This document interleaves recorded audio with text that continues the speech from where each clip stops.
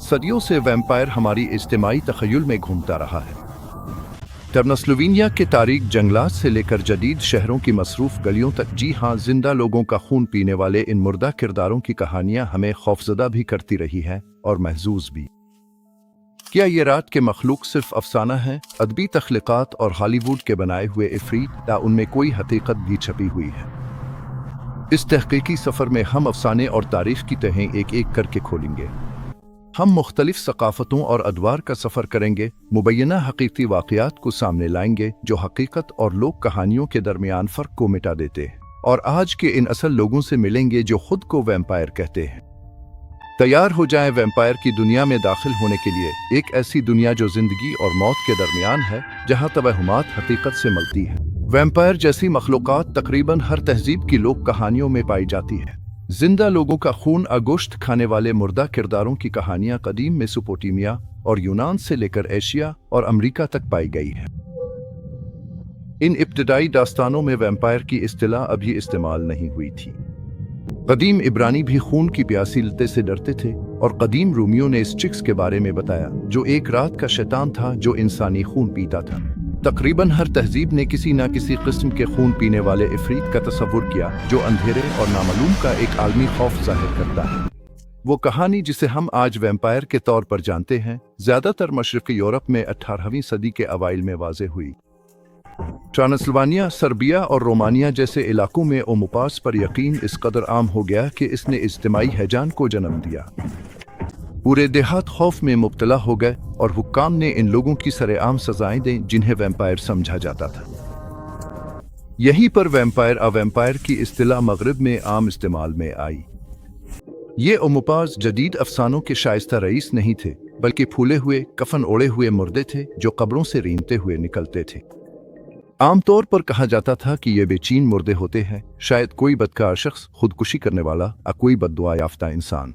एक मशहूर इब्तिदाई वाक़या 1725 में सर्बिया में पेश आया। एक किसान जिसका नाम पीटर बिलगोच था मर गया और दफन कर दिया गया, लेकिन अगले चंद हफ्तों में इसके 9 हमसाए पुरअसरार तौर पर बीमार होकर मर गए। अपने आखिरी वक्त में उन देहातियों ने इसरार किया कि बिलगोच रात को आया, उनके सीने पर बैठा और उनकी जान चूस ली। एक रिपोर्ट के मुताबिक बिलगोच ने मुबैना तौर पर अपने ही बेटे को इसका खून पीकर मार डाला। जब खौफजदा देहातियों ने पीटर की लाश निकाली तो वो ये देखकर हैरान रह गए कि वो सड़ी नहीं थी और उसके मुंह में ताज़ा खून मौजूद था। उन्होंने नतीजा अखज़ किया कि वो वैम्पायर है, इसलिए लाश के दिल में लकड़ी का खूंटा ठोंक दिया और इसे जला दिया। इस वाक़ये की खबर, जिसमें ताज़ा खून और लाश की सेहतमंद हालत की तफसीलात भी शामिल थीं, अखबारात और सरकारी दस्तावेज़ात के ज़रिए फैल गई। जैसा कि फ्रांसीसी मुसन्निफ वोल्टेयर ने इस दौर के बारे में खुश्क लहजे में कहा था, 1730 से 1735 तक वैम्पायर ही गुफ्तगू का वाहिद मौजू थे। चीन के मशरिक़ में बहुत दूर हमें वैम्पायर की कहानी का एक बिल्कुल मुख्तलिफ रुख मिलता है। चीनी लोग जियांशी के बारे में बताते हैं, जिसे अक्सर हॉपिंग वैम्पायर कहा जाता है। लोक कहानियों के मुताबिक जियांशी एक दोबारा जिंदा होने वाली लाश है, जिसे अमूमन जादू या किसी बद्दुआ के जरिए दोबारा जिंदा किया जाता है। दिन के वक्त ये मखलूक बेहिस और हरकत पड़ी रहती है, लेकिन रात को ये अचानक उठ खड़ी होती है, बाजू फैलाए हुए, ताकि जिंदा लोगों की जिंदगी की तवानाई जज्ब कर सके। यूरोपीय वैम्पायर के बरक्स जियांशी अमूमन खून नहीं पीता, इसके बजाय ये अहम तवानाई को चूस लेता है। पुराने किस्सों में वो खानदान जो अपने प्यारे की लाश को मुनासिब तरीके से मुंतकिल करने के मुतहम्मिल नहीं हो सकते थे, वो किसी ताउसत पादरी को लाश दोबारा जिंदा करने और इसे घर तक ले जाने के लिए मुलाजिम रखते थे। अगर पादरी का जादवी तुमार जो लाश की पेशानी पर चिपकाया गया हो गिर जाए तो जियांशी खुद मुख्तार और खतरनाक हो जाता है। जियांशी को जर्द, कभी कभार सब्ज, माइल सफेद और फफूंदी ज़दा बयान किया जाता है, और अक्सर उसके लंबे मुड़े हुए नाखून होते हैं। लोक कहानियों के मुताबिक उन्हें दूर रखने के लिए चावल बीज फेंके जा सकते हैं। जियांशी को अनाज के दाने गिनने पर मजबूर किया जाता है, जिससे वो ताखीर का शिकार हो जाता है।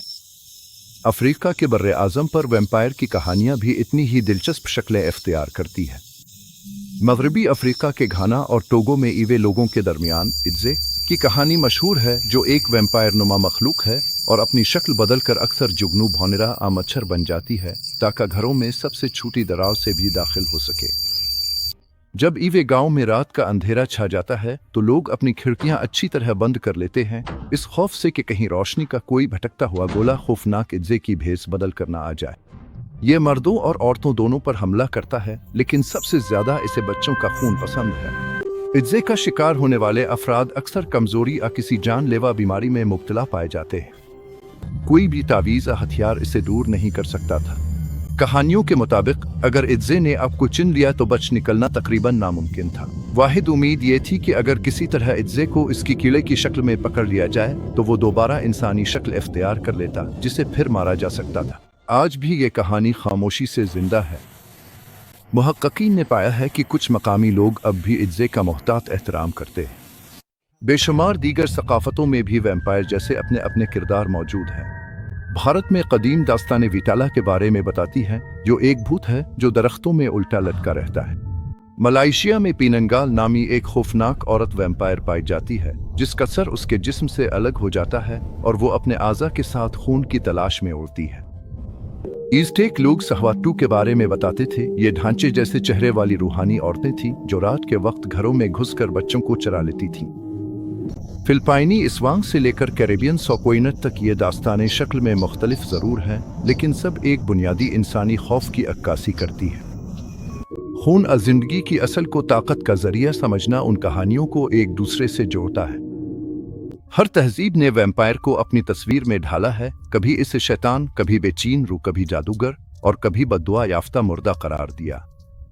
ये असातीर इंतबाही कहानियां और अनजान चीज़ों की वजाहत के तौर पर काम आती थीं। ये लोगों के खौफ को मुजस्सम करने का एक तरीका थी। अगले हिस्से में हम देखेंगे कि कैसे ये खौफ कभी कभार लोग कहानियों से निकलकर हकीकत की दुनिया में दाखिल हो जाते हैं। क्या लोगों ने वाकई कभी यकीन किया कि वो असली वैम्पायर से मिले हैं? तारीख हमें कई चौंका देने वाले वाकयात पेश करती है जहां वैम्पायरिज्म खुराफात के दायरे से बच गया था। इन मामलात में आम मर्दों और औरतों ने इसके खिलाफ सख्त कार्रवाई की, जिसे वो गैर मुर्दा समझते थे। हम सबसे पहले मशरक़ी यूरोप में वापस आते हैं, जहां सबसे कदीम दस्तावेजी वैम्पायर खौफजदा सर्बिया के छोटे से गांव कैसिलुआ में हुआ था। पेटर नामी किसान की मौत के बाद एक अजीब बीमारी ने इस शहर को मारा। 8 दिनों के अंदर 9 पहले सेहतमंद देहाती मर गए।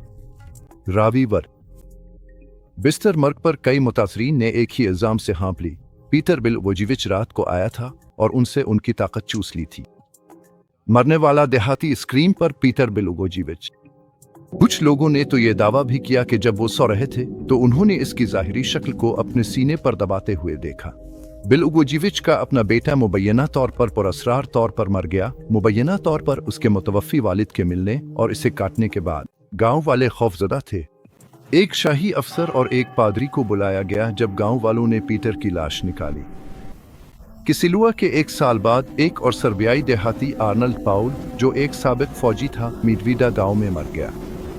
रवायत के मुताबिक पाउल ने एक बार दावा किया था कि फौज में खिदमात अंजाम देते हुए इस पर एक वैम्पायर ने हमला किया था, लेकिन इसने अपनी हिफाजत इस तरह की कि इसने वैम्पायर की कब्र की मिट्टी खाई और उसके खून को अपने जिस्म पर मिल लिया। सच हो या ना हो, पाउल की अपनी मौत एक हादसाती गिरने से हुई। इसके बाद जल्द ही गांव वालों ने इल्जाम लगाया कि इसकी रोजिंदा लोगों को तंग कर रही है। कई लोग अचानक मर गए। पाउल की पुरअसरार कहानियां याद करते हुए गांव वालों ने इसकी लाश निकाली। अगले चंद महीनों में वैम्पायरिज्म की एक वबा इस इलाके में फैल गई। 1 दर्जन से ज्यादा लोग मर गए। 1732 तक खौफ इस कदर बढ़ गया कि शाही हुकूमत ने एक सरकारी तफ्तीशी टीम भेजी, जिसके साथ फौजी सर्जन भी थे। वीज़म एट रेपर्टिम में दर्ज है कि 14 निकाली गई लाशों में से 12 को वैम्पायर की हालत में पाया गया। वैम्पायर का खौफ सिर्फ यूरोप तक महदूद नहीं था। 19वीं सदी के आखिर तक भी न्यू इंग्लैंड के देही इलाकों में वैम्पायर पर यकीन आम था। इसकी सबसे मशहूर मिसाल एक्सीटर रेहवुड आइलैंड की मर्सी लेना ब्राउन का वाकया है, जिसे अक्सर अमेरिका की आखिरी वैम्पायर कहा जाता है। 1880 की दहाई के आखिर और 90 की दहाई के अवाइल में मर्सी के खानदान को एक खौफनाक तबदीफ की वबा का सामना करना पड़ा। मर्सी की वालिदा और बहन पहले ही इंतकाल कर चुकी थीं। जनवरी 1892 में 19 साला मर्सी भी इस बीमारी का शिकार हो गई। अब सिर्फ मर्सी का भाई डॉन जिंदा बचा था, जो टीबी में शदीद मुब्तला था। इकस्टर के पड़ोसी, जो ये समझने से कासिर थे कि इस खानदान को इतनी तबाहकुन बीमारी क्यों लाहिक हुई, मकामी लोग कहानियों की तरफ मुतवज्जे हुए। 17 मार्च 1892 को मकामी डॉक्टर और एक अखबार नवीस समेत एक ग्रुप ने मर्सी, इसकी वालिदा और बहन के ताबूत निकाले। वालिदा और बहन की बाकियात सिर्फ ढांचे की सूरत में थी, लेकिन मर्सी की लाश हैरत अंगेज तौर पर महफूज हालत में मिली। इसके दिल और जिगर में अब भी ताज़ा खून मौजूद था। उन्होंने मर्सी का दिल और जिगर निकाल कर करीब ही एक चट्टान पर जला दिए। फिर उन राख को एक टॉनिक में मिलाकर ईडॉन को पीने के लिए दिया गया। वक्त में आगे बढ़ते हुए यहाँ तक कि जदीद 20वीं सदी में भी वैम्पायर से मुताल्लिक हैजान के वाक़यात पेश आए। लंदन के हाईगेट इलाके में 1960 की दहाई के आखिर में अफवाहें फैल गईं कि हाईगेट कब्रिस्तान में कोई पुरअसरार वजूद है। मकामी लोगों ने बताया कि उन्होंने कब्रों के दरमियान एक लंबा सियासा सरकता हुआ देखा है। मीडिया ने इस कहानी को सनसनीखेज बनाकर इसे हाईगेट वैम्पायर का नाम दे दिया। मार्च 1970 में वैम्पायर के जुनूनी शिकारी कब्रिस्तान में उमड़ आए। कुछ के हाथों में लकड़ी की सलाखें और सलीबें थीं। एक कब्र को तोड़कर इसमें से लाश निकाली गई और किसी नामालूम शख्स ने इसे छेद दिया। हमारा आखिरी वाकया 1996 का एक लर्जा खेज मुजरिमाना वाकया है, जब एक 16 साला अमरीकी लड़के रूड्रिक राड फीरुल ने एक फिरका नुमा गिरोह बनाया। फीरुल ने दावा किया कि वो वासागू नामी 500 साला वैम्पायर है और उसने अपने दोस्तों को खून पीने की रसूमात में शामिल होने पर आमादा किया। नवंबर 1996 में वो और उसका वैम्पायर गिरोह फ्लोरिडा गए और एक साबिक दोस्त के वालिदैन को बेरहमी से कत्ल कर दिया। मुकदमे के दौरान फीरुल ने कोई पशेमानी जाहिर नहीं की। वो अमरीकी तारीफ में सजाए मौत पाने वाले सबसे कम उम्र अफराद में शामिल हो गया। सालों के दौरान मुहक्किकीन और तिब्बी मौर्रिखीन ने वैम्पायर की कहानी को साइंसी बुनियादों पर समझाने के लिए मुख्तलिफ नज़रियात पेश किए। क्या यह मुमकिन है कि वैम्पायर की क्लासिकी खुसूसियात जैसे सूरज की रोशनी से नफरत, खून की तलब और रात को सरगर्म रहना असल तिब्बी हालतों में जड़ी हुई हों? सबसे मकबूल नज़रियात में से एक वैम्पायरिज्म को पोर्फिरिया से जोड़ता है। पोर्फिरिया जिस्म की हैम बनाने की सलाहियत को मुतासिर करती है, जो हेमोग्लोबिन का एक जिस्म है। इसकी कुछ अक़साम शदीद रोशनी से हसासियत का बाइस बनती है। मरीजों की सूरज की रोशनी में आने वाली जिल्द पर बदनुमा छाले और जख्म बन जाते हैं। इससे ये क़ियास आराइयाँ पैदा हुई कि वैम्पायर की सूरज की रोशनी से हलाकत खेज रद्द अमल की कहानियाँ उन लोगों को देख कर वजूद में आएं जो पोर्फिरिया के मरीज थे और सिर्फ रात के वक्त ही बाहर निकल सकते थे। पोर्फिरिया चेहरे की बिगड़त को भी जन्म दे सकती है। जिल्द का सुकड़ना और दाग पड़ना होंठों और मसूड़ों को पीछे हटा देता है, जिससे दांत नोकदार और नुमायां हो जाते हैं। लहसुन में मौजूद सल्फर पोर्फिरिया की अलामात को मजीद बढ़ा सकता है, जिससे मरीजों को शदीद दर्द होता है। इसे वैम्पायर की कहानियों में लहसुन से परहेज की मुमकिना वजह के तौर पर पेश किया गया है। यहाँ तक कि एक तारीफी वाकया भी है कि माजी में कुछ मुआलजीन ने पोर्फिरिया के इलाज के तौर पर जानवरों का खून पीने का मशवरा दिया था।